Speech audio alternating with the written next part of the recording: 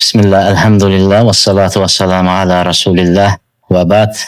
Assalamu alaikum ve rahmetullah ve berekatuh. Eng avvalo Ulug'bek bizlarni mana shu yerga chaqirib bir xalqga nasihatingiz foydali deb chaqirganingiz uchun rahmat aytamiz. Ad-dinun nasiha degan payg'ambarimiz. Din nasihatdan iborat degan. Kimga ya Rasululloh deganda Allohga, Allohning kitobiga, payg'ambarlarga va ommatil musulmonlarga nasihat degan. Mana shu amr ma'ruf deb qo'yamiz-ku. Amr ma'ruf, nahiy munkar, bilasiz 40 farzning ichidagi farzlardan biri. Amr ma'ruf qilishlik, nahiy munkar. Amr ma'ruf yaxshilikka chaqirish, nahiy munkar yomon ishdan odamlarni qaytarish. Endi bizni yurtimizda, mamlakatimizda yoki o'zimizni qishlog'imizda bir yoshlar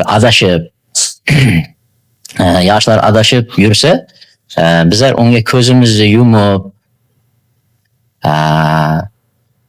masalan qancha yoshlar adashib shu vaqtlarda mana Suriyalarga chiqib ketdi, chetlarga chiqib ketdi, shayxlarda halok bo'ldi, o'lganlari bo'ldi.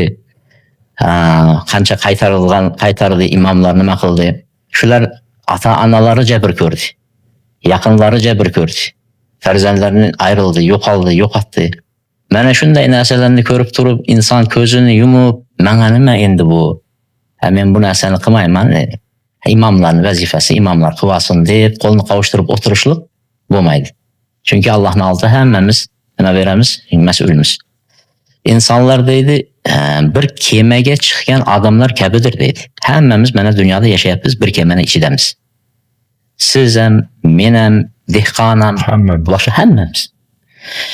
Shu kemaning ichida pastki 2 tabaqali kema bo'lsa, 2 qavatli kema, pastdagilar tepaga chiqadida, tepadan suv olib pastga tushyapti.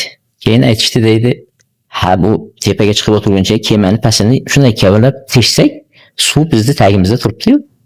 Kemani shunday teshamiz, suvni shunday şeydan chiqarib olamiz deb kemani teshsa degan.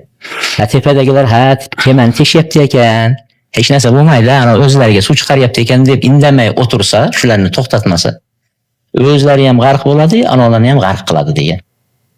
Shunga o'xshab bizlar ham shu yerda yashaganiki, shu mamlakatimizda yashaganiki, qo'shqanimiz bor, qarindoshimiz bor, aka-ukamiz bor, farzandlari bor, yoshlar bor.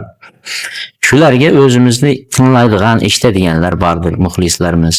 Shularga bir og'iz yaxshi nasihat aytib, hozir aytyapsiz-ku, masalan, hozir internet orqali ko'p bo'lib ketdi, bunga ham to'xtaymiz. Mana shularga nasihat aytish maqsadida kelib o'tiribmiz. Buni birov siz mana shu gapni gapiring yoki bizlarga qo'limizga bir rasmiy qog'oz yozib berib, "Mana shuni gapirasiz" degan birov yo'q tepamizda.